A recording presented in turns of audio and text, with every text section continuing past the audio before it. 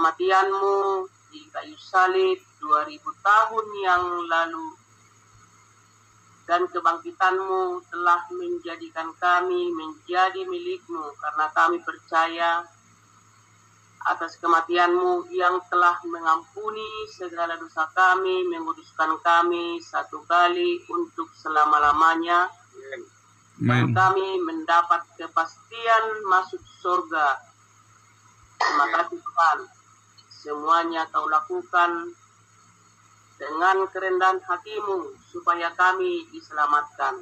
Terima kasih Tuhan, bukan karena kesetiaan kami, tetapi pada pagi hari ini kami kembali Tuhan bangunkan supaya kami dapat bersekutu bersama dengan orang-orang kudus-Mu pada pagi hari ini, memberikan kami semangat, sukacita, damai sejahtera yang berlimpah.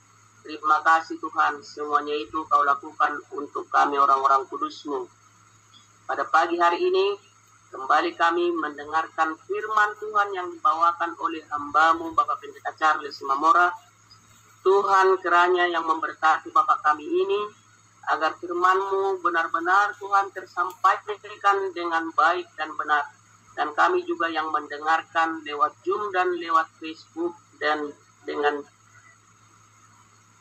lewat YouTube, Tuhan semakin memberkati kami. Biarlah lewat firman yang telah kami dengarkan nanti, benar-benar Tuhan membuat hati kami dan iman percaya kami semakin ditumbuhkan, karena kami percaya firman-Mu adalah andalan kami dalam hidup ini. Terima kasih Tuhan, sebentar kami mau mendengarkan firman Tuhan.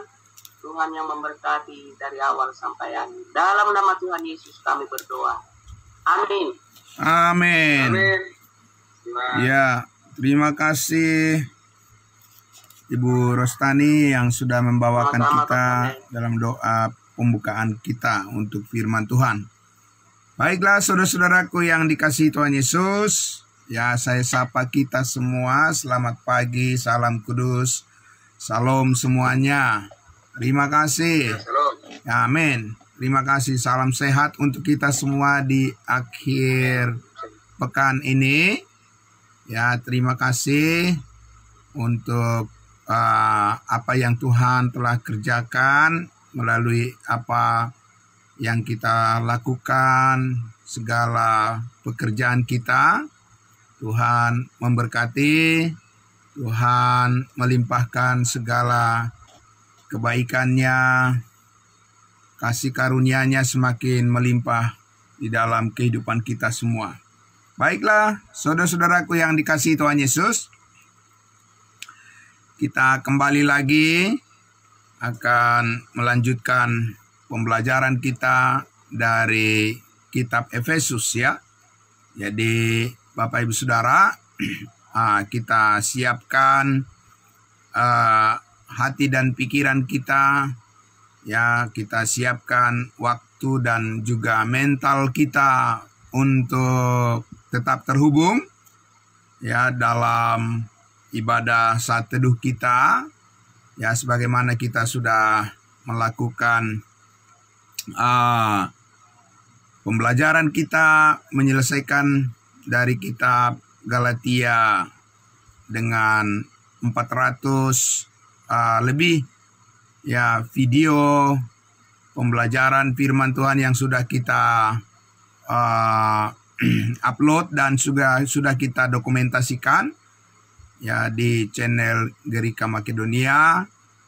Nanti kedepannya melalui kitab Efesus, maksud saya, kita juga akan lebih banyak lagi menghadirkan video-video yang akan kita upload di channel YouTube kita, supaya selalu tersedia bagi kita semua yang ingin memperdalam pemahaman kita terhadap kebenaran firman Tuhan, yang menolong kita semua ya bisa lebih mendalam memahami khususnya tentang gereja tubuh Kristus ya. Bapak Ibu Saudaraku yang dikasihi Tuhan Yesus, kita masih di awal ya, pasal 1 yaitu ayat 1 dan 2 ya. di mana kita telah membaca 1-2 kali, namun saya akan membaca sekali lagi dari ayat 1 dan 2. Kita lihat Alkitab kita dari surat Paulus kepada jemaat di Efesus. Dari Paulus, Rasul Kristus Yesus, oleh kehendak Allah, kepada orang-orang kudus di Efesus, orang-orang percaya dalam Kristus Yesus. Kasih karunia dan damai sejahtera dari Allah Bapa kita dan dari Tuhan Yesus Kristus menyertai kamu.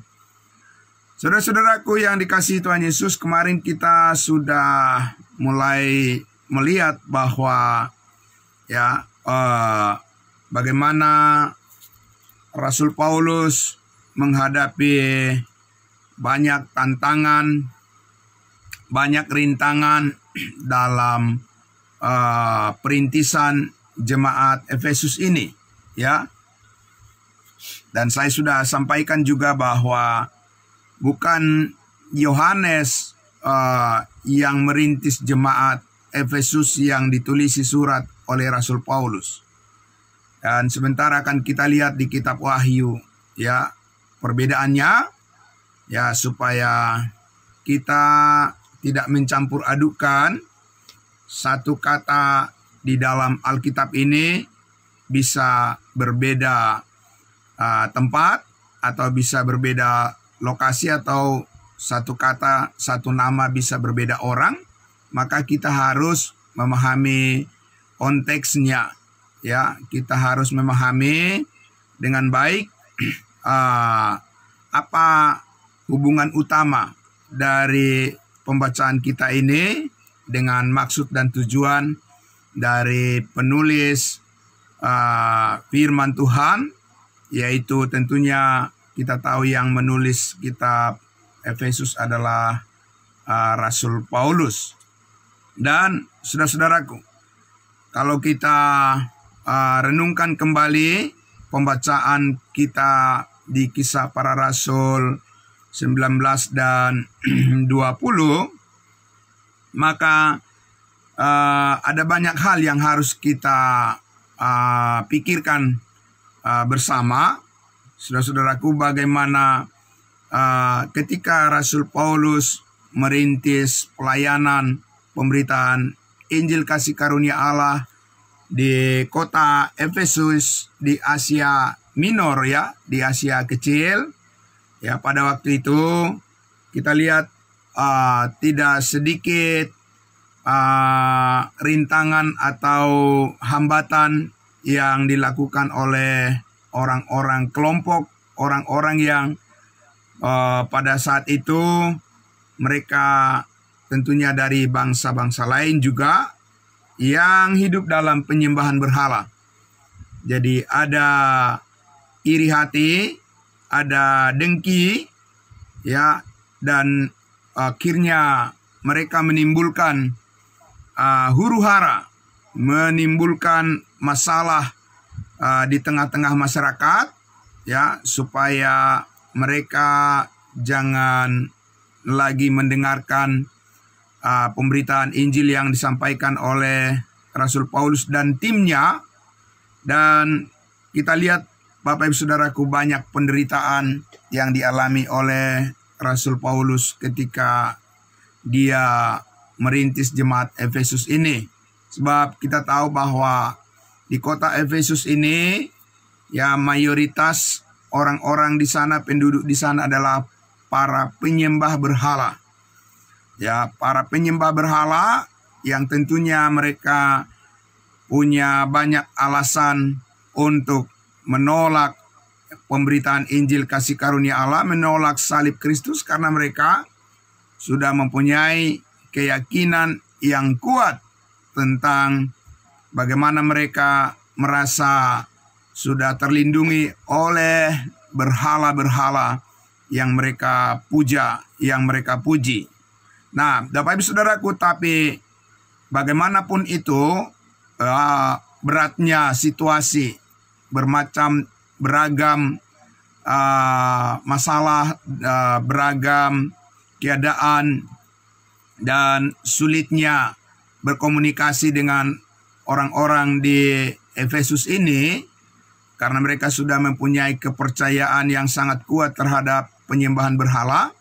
Betapapun itu sulit sekali Bapak Ibu Saudara, namun kesetiaan daripada Rasul Paulus untuk tetap optimis, menyampaikan berita keselamatan tentang salib Yesus Kristus, kuasa kematian, penguburan dan kebangkitannya.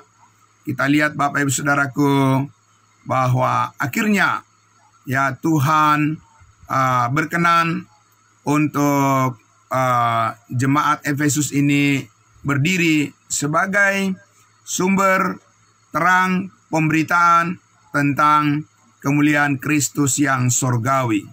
Nah, Bapak Ibu Saudaraku yang dikasihi Tuhan Yesus, ya jadi hal yang sangat pantas kita tiru, kita contoh dari apa yang disikapi, yang diperjuangkan, yang dilakukan oleh Rasul Paulus adalah bagaimana dia ya di tengah-tengah situasi yang sangat sulit dihadapinya pada saat dia memaparkan, mempresentasikan Injil Kristus, dia tidak mencari kenyamanan Bapak Ibu Saudara buat dirinya.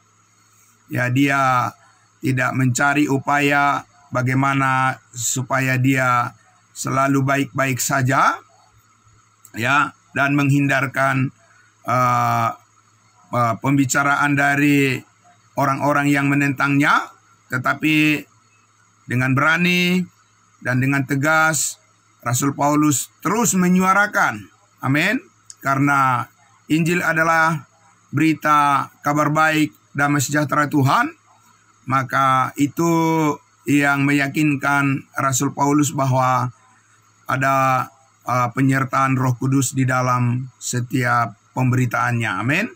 Nah, Bapak Ibu Saudaraku yang dikasihi Tuhan Yesus, ya jadi kalau kita lihat di 1 Korintus pasal 15, jadi di sini Rasul Paulus menyinggung juga tentang pengalamannya,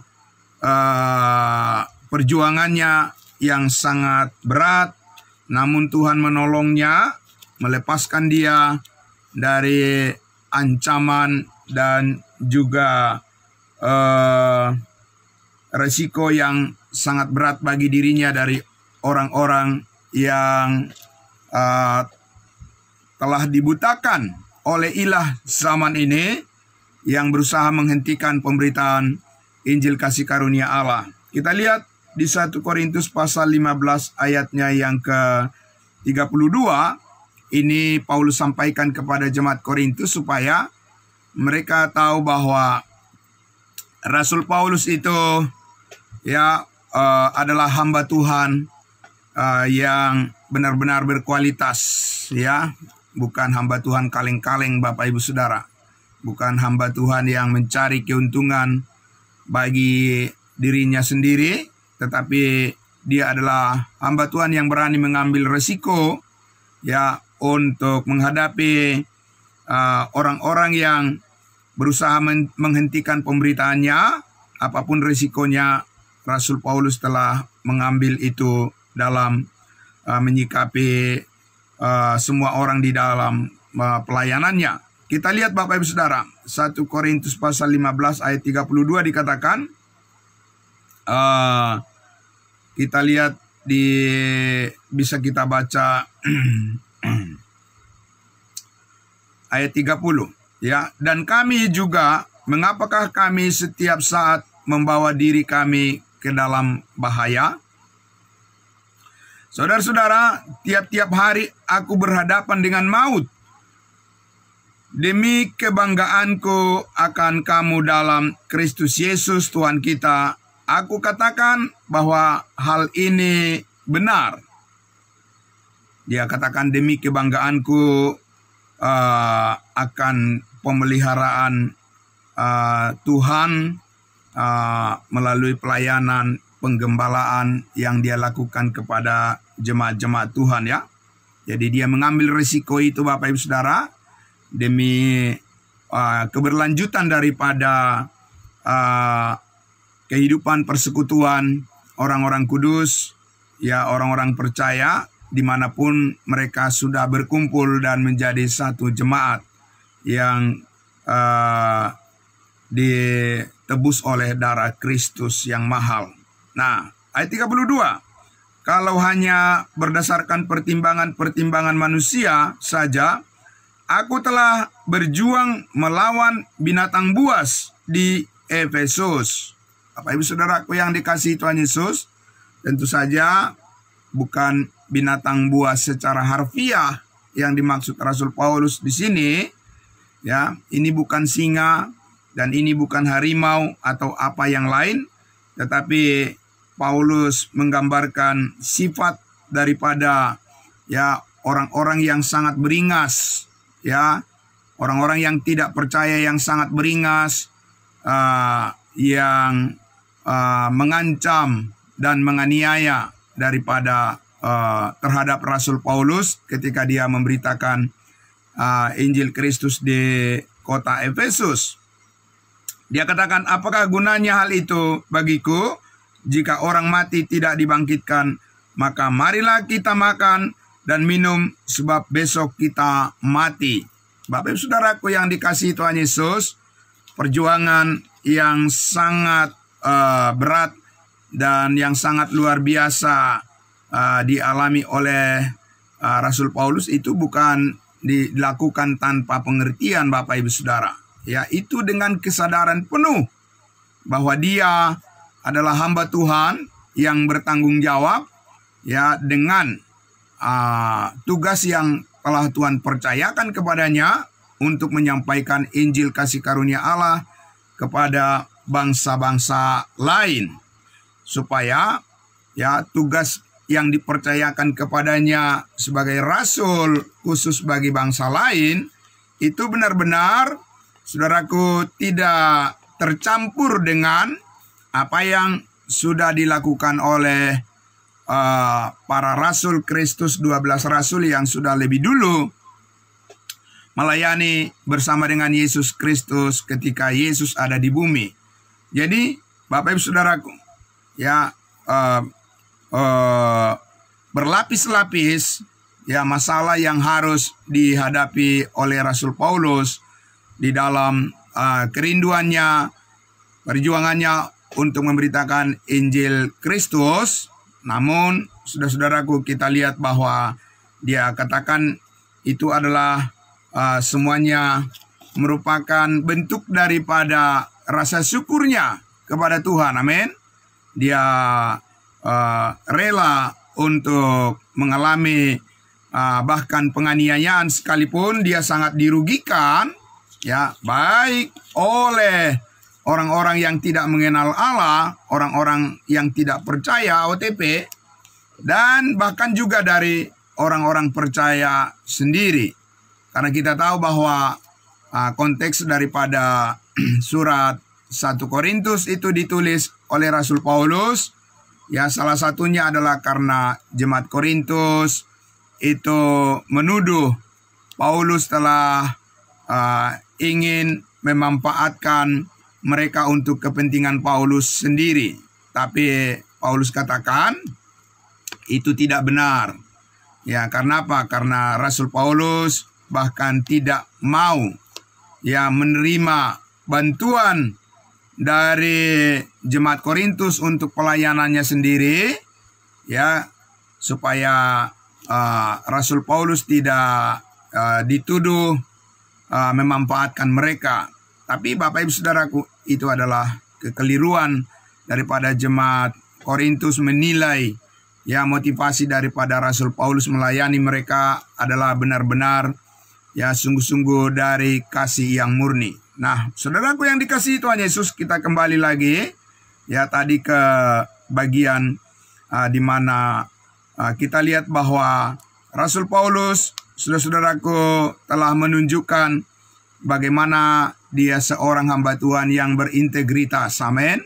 Seorang hamba Tuhan yang berintegritas, yang pantas ditiru, dicontoh oleh kita semua, bahwa sedikit pun dia tidak mundur dari pelayanan pemberitaan Injil yang Tuhan percayakan kepadanya, dan juga pelayanan untuk memelihara jemaat-jemaat yang telah dikumpulkan oleh Tuhan, ya, menjadi jemaat lokal, ya, jemaat tubuh Kristus. Ya, saudaraku, Rasul Paulus tetap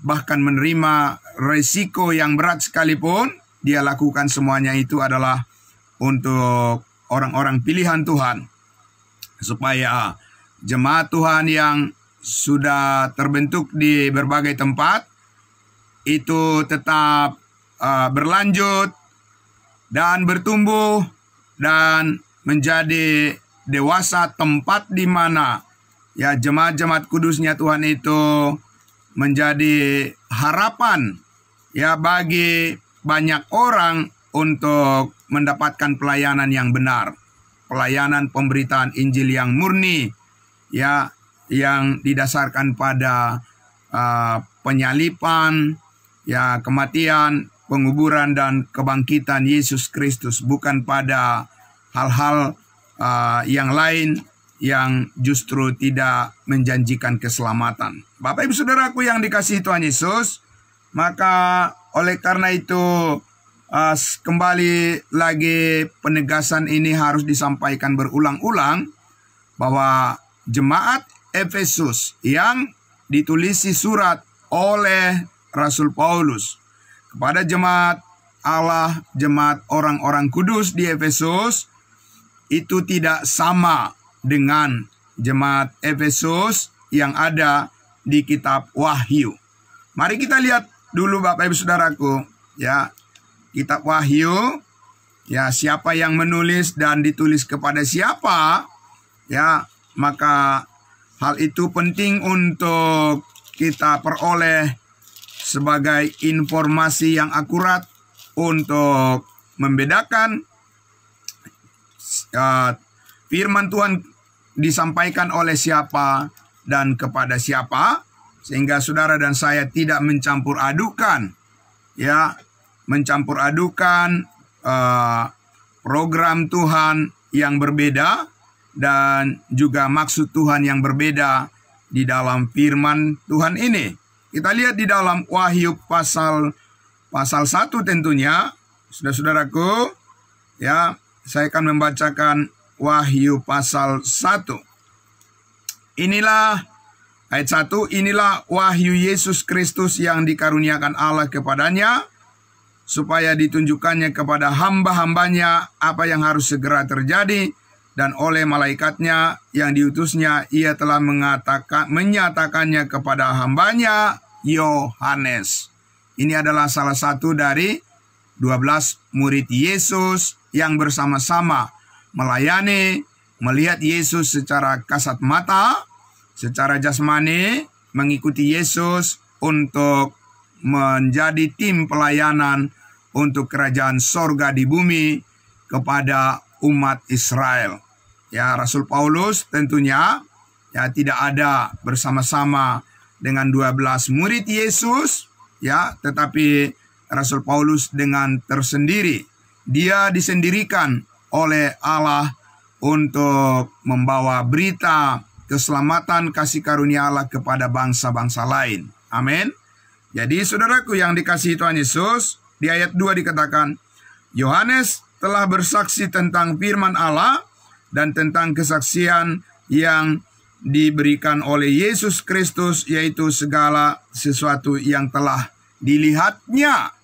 Ya, nah saudaraku yang dikasihi Tuhan Yesus, kita lihat di ayat berikutnya, langsung kita lihat di ayatnya yang keempat. Ya, dari Yohanes kepada ketujuh jemaat yang di Asia Kecil. Ya, jadi Yohanes, Rasul Yohanes menulis surat atau kitab Wahyu ini, ya, kepada ketujuh jemaat yang berada di kota yang sama, yaitu di kota Efesus yang disebut, ya, wilayah daripada Asia Kecil, Asia Minor. Ya, nah, saudaraku, kemudian kita lihat di ayatnya yang ke-9. Aku Yohanes, saudara dan sekutumu dalam kesusahan, dalam kerajaan dan dalam ketekunan menantikan Yesus berada di pulau yang bernama Patmos oleh karena firman Allah dan kesaksian yang diberikan oleh Yesus.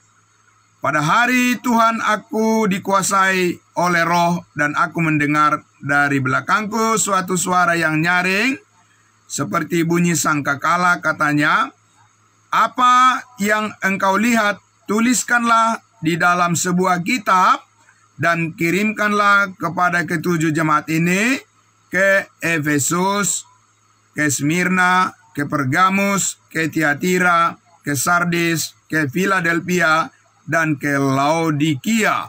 Jadi Bapak Ibu Saudara, 7 jemaat yang menerima atau yang ditulisi surat atau kitab oleh Rasul Yohanes, salah satunya adalah disebutkan di situ, ya, di urutan pertama dikatakan kepada jemaat di Efesus. Nah, saudara-saudaraku yang dikasihi Tuhan Yesus, jadi sekali lagi tentu saja ya kita sudah mengetahui dari program Allah bahwa bagaimana kitab Wahyu ini ditulis untuk menggambarkan tentang masa sengsara yang akan datang di bawah pemerintahan antikristus. Ya, sehingga saudara-saudara tidak mungkin Rasul Paulus menulis ya firman Tuhan kepada jemaat yang dilayaninya tentang keadaan masa sengsara 7 tahun ya di bawah pemerintahan antikristus.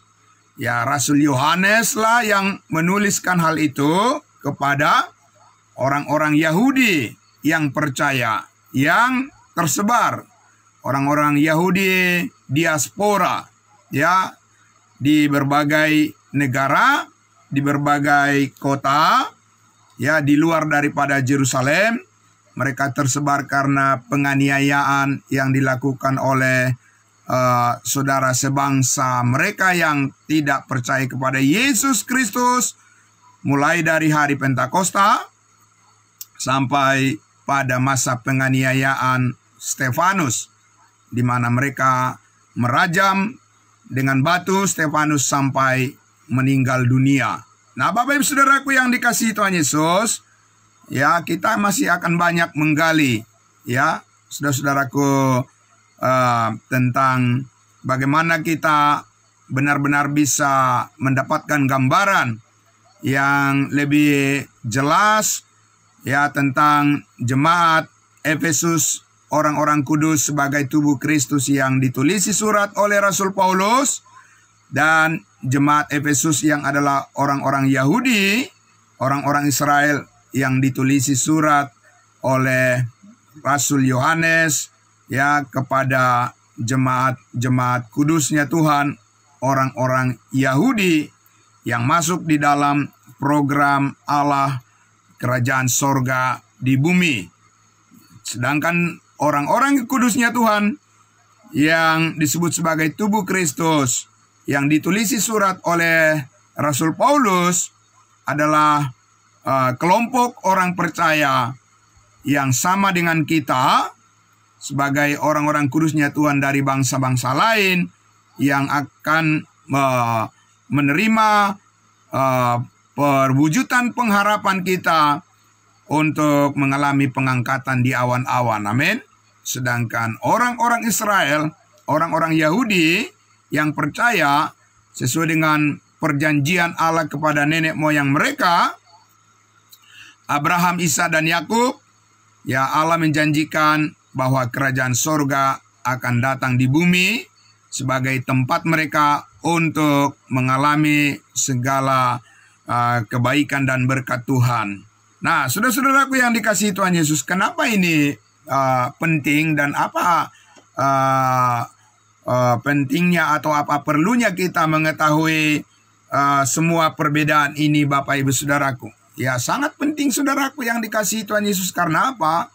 Karena kalau kita tidak bisa membedakan antara jemaat Efesus yang ditulisi surat oleh Rasul Paulus dengan jemaat Efesus yang ada di kitab Wahyu, maka itulah sebabnya ya banyak gereja yang menganut doktrin bahwa gereja tubuh Kristus katanya itu akan masuk pada masa sengsara, harus mengalami aniaya. Ya, Bapak Ibu Saudara, kalau belum pernah mendengarkan hal itu, cobalah berbicara dengan orang-orang di sekitar Bapak Ibu Saudara, berdiskusi, ya, bahwa mereka sangat yakin bahwa gereja tubuh Kristus saat ini akan mengalami masa penganiayaan, dan itu tidak benar, Bapak Ibu Saudara. Ya, karena apa? Karena sebelum masa penganiayaan, ya, sebelum masa sengsara di bawah kendali dari antikristus yang sangat kejam, ya, Tuhan Yesus sudah datang terlebih dahulu di awan-awan, ya, untuk menjemput kita sebagai tubuh Kristus, untuk menghindarkan kita, melepaskan kita, menyelamatkan kita dari masa sengsara, dari kejahatan antikristus, karena di dalam Kristus Yesus keselamatan kita sudah sepenuhnya, ya, dijamin oleh Roh Kudus. Amin. Itulah program Allah yang harus kita ketahui. Maka ya kita bisa mengerti bagaimana membedakan firman Allah, ya, siapa yang menulis dan kepada siapa ditujukan, dan di mana posisi kita, Bapak Ibu Saudaraku, bagaimana kita menyikapi keberadaan kita, bagaimana kita membangun hubungan, ya, relationship kita dengan Tuhan Yesus sebagai kepala tubuh Kristus saat ini, dan bagaimana kita dapat mempersembahkan hidup kita, mempersembahkan diri kita sebagai persembahan yang kudus dan yang berkenan kepada Allah dalam pelayanan kita kepadanya. Nah, Bapak Ibu Saudaraku yang dikasihi Tuhan Yesus, kita akan rileks saja, saudaraku, untuk menjalani, ya, proses kebersamaan pembelajaran kita tahap demi tahap, satu demi satu, ya, bagian per bagian, ya, ke depan, Bapak Ibu Saudara, yang saya percaya ini akan mengembang sangat luas, ya, ini akan berkembang sangat luas, saudara-saudara, dan saya akan diluaskan pemahaman kita, ya, tentang siapa kita di dalam Kristus, bagaimana gereja seharusnya beroperasi, dan ke arah mana langkahnya, dan apa-apa saja yang akan menopang pertumbuhan dari setiap jemaat Tuhan ketika kita bersama-sama menjalani pelayanan kita di dalam tubuh Kristus itu sendiri. Amin. Nah, saudara-saudaraku yang dikasihi Tuhan Yesus, oleh karena itulah, maka ya, saudaraku, keberuntungan yang sangat besar bagi kita untuk bisa senantiasa ditambahkan kepada kita pengetahuan akan kebenaran sebagai tanda bagi kita bahwa proses pembentukan kedewasaan iman kita, kedewasaan kerohanian kita, ya, dalam hubungan dengan Yesus Kristus sebagai kepala gereja, dan kita adalah anggota-anggota tubuhnya, terus diperkuat, ya, dimampukan, dan senantiasa dikaruniakan damai sejahtera, kasih karunia dan damai sejahtera Allah dalam Kristus Yesus selalu menyertai kamu, menyertai kita semua. Amin. Nah, saudaraku yang dikasihi Tuhan Yesus, ya, selamat berakhir pekan, ya, selamat berkegiatan. Kita akan jumpa besok dalam pertemuan ibadah raya kita, ibadah minggu. Ya, Tuhan Yesus memberkati kita semuanya. Tetap semangat di dalam Tuhan, menaruh pengharapan kepada janji Tuhan yang sangat besar, yang mulia, untuk memberkati masa depan kita semua sebagai satu persekutuan yang benar, gereja tubuh Kristus. Kita harus saling menolong, saling mendoakan, saling mendukung, saling memotivasi, dan kita semua bekerja sama untuk membawa berita, ya, kasih karunia, keselamatan, hidup yang kekal yang dikaruniakan oleh Tuhan Yesus kepada setiap orang yang percaya, kepada semua orang, kepada saudara-saudara kita dimanapun mereka berada. Kita doakan biarlah Tuhan yang memberikan hikmat bijaksana, keberanian, kepada kita semua untuk menyuarakan kebenaran ini. Amin. Mari kita berdoa. Bapa dalam surga, terima kasih, kami sangat bersyukur ya Tuhan. Di pagi hari yang indah ini, ya Tuhan, dengan kontrol, kendali daripada semangat, kasih yang sempurna dari Tuhan kami Yesus Kristus, kami telah dibangunkan dengan tubuh yang sehat dan segar untuk bersama-sama mengucap syukur kepada Tuhan kami, pada Allah kami yang senantiasa membawa kehidupan kami kepada seluruh rencana-Mu yang indah dan yang terus mendidik kami untuk berdisiplin, mendisiplinkan akan batin kami manusia baru yang telah Tuhan ciptakan di dalam diri kami, supaya senantiasa memperlihatkan bagaimana kami selalu taat kepada kehendak-Mu saja. Terima kasih Bapa. Tuhan memberkati semua saudara-saudara kami yang sudah berkenan hadir pada pagi hari ini dalam ibadah rutin kami setiap pagi. Kami bisa melakukannya karena pertolongan Tuhan saja. Tuhan memberkati setiap pelayanan kami, setiap pekerjaan kami, dan juga apapun yang kami lakukan, biarlah semuanya itu boleh jadi seturut dengan kehendak Bapa di surga. Terima kasih Bapa. Di dalam nama Tuhan Yesus kami bersyukur dan berdoa. Haleluya, puji Tuhan. Amin. Amin, terima kasih. Selamat pagi. Ya, salam kudus buat kita semuanya. Terima kasih saudaraku. Kita jumpa hari Senin minggu depan. Shalom.